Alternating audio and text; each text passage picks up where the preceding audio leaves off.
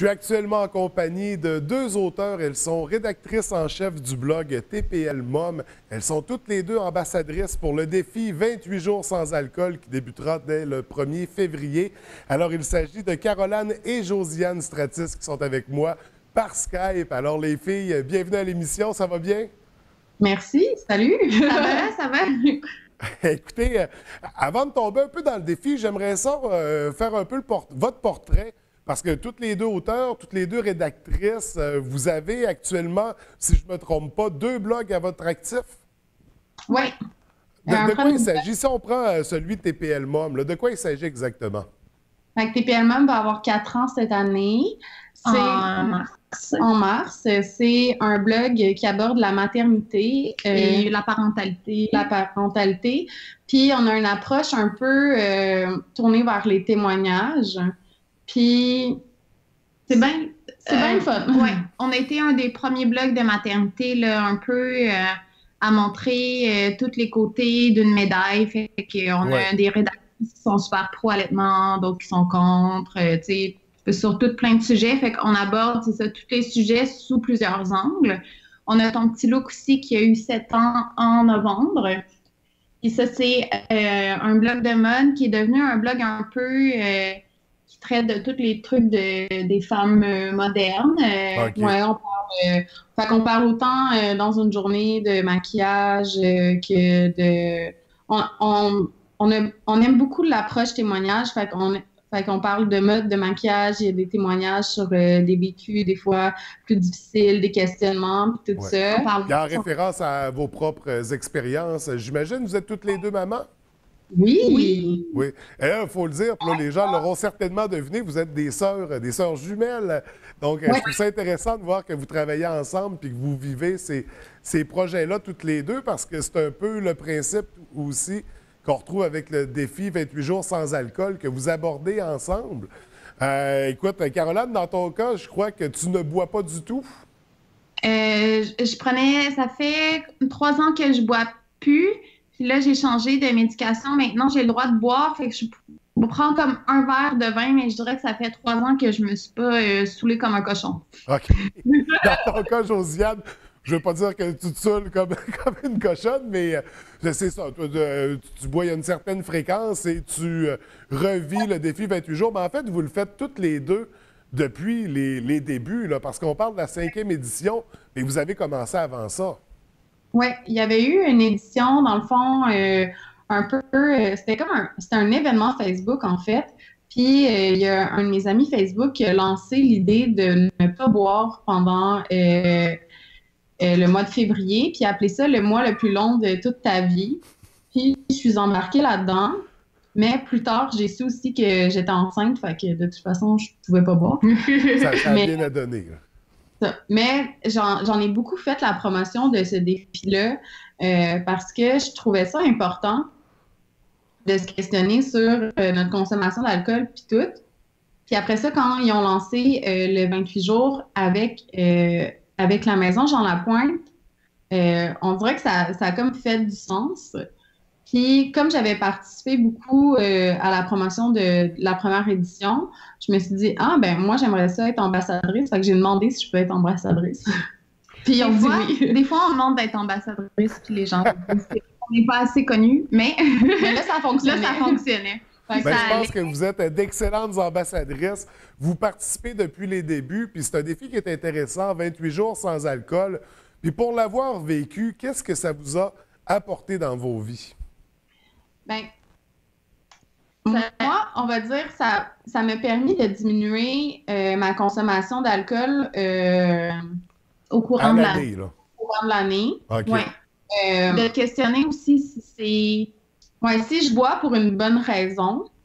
Puis, tu sais, des fois, c'est aussi correct de pas boire pour une bonne raison, mais... De boire pour une pas bonne raison. Oui, de boire pour une pas bonne raison, mais j'essaie de pas me mentir à moi-même, genre. Fait que si jamais j'ai vraiment, comme, je suis vraiment tannée, j'ai plein de bad luck qui m'arrivent, puis on dirait que je prends pas le dessus, ça se peut que je dise à Caroline, hey, je je vais me boire une bouteille de vin, là, à soir, je suis plus capable, là, comme ça va me cool down, puis après ça.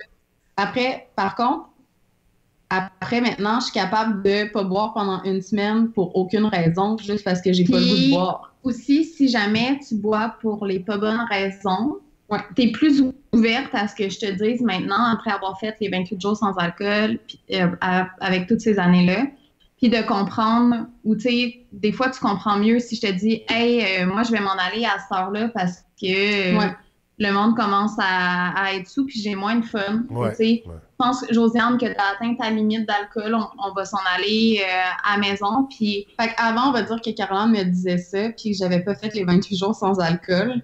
J'étais très, très saoule, puis on va dire, je suis quand même assez drôle quand je suis saoule, mais j'ai un peu le visage d'une petite Chris, tu sais. Je deviens très petite Chris.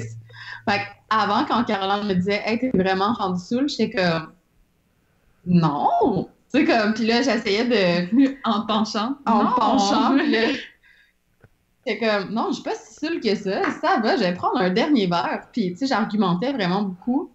Puis maintenant, tu sais, dans le cadre de notre travail, on va beaucoup dans des levées de fonds puis tout ça.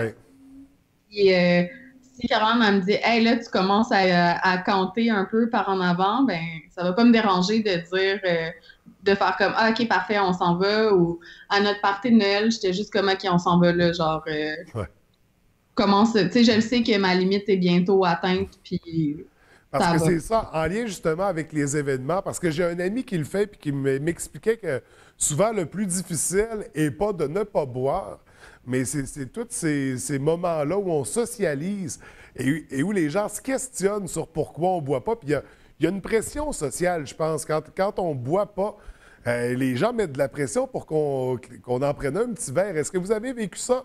Toi, dans ton cas, Caroline, c'est à l'année. Est-ce que tu le vis sur une base régulière? Mais je le vis pas mal toute l'année, là, fait que je veux juste donner 2 trucs. Fait que souvent, si on est dans un événement puis on boit pas, on oublie de boire d'autres choses. Fait que je conseille 2 choses. Soit de prendre un mocktail, là, donc un cocktail sans alcool. Les gens, ils vont pas venir sentir le verre, savoir s'il y a de l'alcool dedans, là. Oui. Déjà, ça passe mieux. Les bières sans alcool aussi. Oui, des bières sans alcool, puis tout ça. Fait que ça, c'est le premier truc. Puis le deuxième, c'est de dire « Hey, je bois pas, mais c'est pas grave. » Tu sais, c'est pas grave dans... C'est aussi pas de tes affaires. Non, c'est ça. Tu sais, comme, je peux le faire. Comme, lâche-moi. Puis actuellement, le premier truc fonctionne mieux, mais le deuxième, si ça commence à être un peu fatigant... Parce qu'il y en a, puis souvent les gens dans ce contexte-là vont peut-être être en boisson, puis envahissant et insistant. C'est ça, à un moment donné, il faut mettre une limite. Je pense que le 28 jours sans alcool, ça se fait se questionner soi-même, mais ça fait questionner aussi les gens autour de soi sur leur propre consommation d'alcool. Fait que des fois, ça peut être un peu challengeant, puis... En fait, ça éveille les consciences. C'est confrontant pour le monde, tu sais. Parce que c'est tellement social, l'alcool, puis c'est tellement ancré dans les mœurs, puis dans les... tout le monde boit. Il y a une culture de l'alcool puis de la consommation. Puis, je comprends bien où vous voulez en venir. On va, parce que ça fait partie un peu de l'aspect sensibilisation de la campagne, parce qu'il y a aussi un côté financement. En lien, on a parlé tout à l'heure avec la Fondation Jean Lapointe, donc pour laquelle vous devenez un peu porte-parole pendant cette campagne-là. Parce qu'on peut donner, ils récoltent des sous. On se fie à l'année dernière. Est-ce qu'on sait combien la Fondation a pu amasser pendant le mois de février? Je l'ai pu. Non, là, pour la région, par exemple, j'ai un demi-million. Oui. Donc, cette année, c'est 500 000. L'année passée, ils ont réussi à atteindre leur objectif. Je pense que c'est 150 000, 300 000. Oui. On s'en souvient plus par cœur. OK, mais c'est un bon chiffre. Barre au demi-million. Oui. Puis, dans le fond, ce demi-million-là de dollars sert à faire de la prévention auprès des jeunes. Puis, dans le fond, ça permet aux jeunes d'avoir des conférences dans les écoles pour leur apprendre un peu c'est quoi la consommation d'alcool. L'an passé, c'était 324 000. Non, j'étais proche. Oui, Ouais. puis si on parle au terme de la région du Saguenay-Lac-Saint-Jean, on a les chiffres aussi. C'est combien de jeunes qui ont été rencontrés pendant la campagne? Plus de 2000, C'est 2200. 2200. Wow! Puis, fait que c'est 2200 jeunes qui ont été sensibilisés à une bonne consommation dans leur vie de tous les jours. Puis, c'est des jeunes de 13 ans, fait que de premier secondaire. Puis, c'est vraiment un moment charnière, le premier secondaire. Des fois, on y pense, puis là, moi, mon enfant va avoir 5 ans. Je suis comme, il va boire sa première bière en secondaire 1. Je peux pas croire. Je suis comme, je vais encore le tenir en laisse. Mais Il ne tient pas vraiment son enfant en laisse. Là, non. Ouais, puis ça c'est ce que les parents savent, parce que les parents ne savent pas tout non plus. D'où Non, l'importance de sensibiliser dans les écoles aussi, puis d'aller les rejoindre, parce que c'est un âge où l'influence des autres est très forte, là, et très importante aussi. Il y a des moyens d'accéder à de l'alcool quand on est jeune, puis on y pense un peu moins quand on est rendu adulte, à quel point les enfants peuvent commencer tôt, puis qui peuvent avoir une pression sociale de commencer à boire tôt. Ouais. Mais tu sais, nous, on pensait à nos trucs quand on était enfant. Là, tu sais, nos enfants vont pouvoir faire la même chose aussi. Puis c'est bon de les prendre à cet âge-là, puis de leur dire, oui, vous allez en consommer de l'alcool un jour dans votre vie, mais tu sais, il y a une façon plus responsable de le faire, puis plus le fun aussi, tu sais. Parce qu'on s'entend que la l'alcool, première fois que tu bois de la tequila, puis qu'on va dire tu as 14 ans, puis que là, tu bois de la tequila parce que c'est pas cher, puis tu sais, la bouteille est drôle, ben, tu sais, souvent, tu vas finir à vomir après comme 4 onces parce que ton corps est pas capable de le process. C'est pas cool, là, tu sais, vomir puis être malade après avoir bu de l'alcool. Ouais. Il y a plus de moments pénibles que de moments agréables dans ces expériences-là en général. Donc, tout l'aspect, c'est ça. Avec l'alcool, là, c'est juste, c'est important de se questionner puis de voir que c'est pas nécessairement obligatoire pour passer un bon moment puis d'avoir du fun. Puis tu sais, c'est pas de démoniser l'alcool non plus puis de dire comme il faudrait que tout le monde soit sobre tout le temps. Puis Non, c'est ça. Le but n'est pas de proscrire l'alcool, mais de développer des habitudes plus saines dans nos consommations. Oui, puis de se rendre compte c'est quoi notre consommation quotidienne, parce qu'il y en a beaucoup que c'est quotidien. Puis, tout à fait. C'est quoi ma relation avec l'alcool aussi, puis est-ce que je suis capable d'arrêter de boire, tu sais? Puis on se sent vraiment bien pendant le 28 jours parce que c'est fou à quel point, tu sais, on va dire l'alcool, ça a quand même des effets sur le corps humain. À long terme aussi. À long terme. Fait que tu sais, tu dors mieux.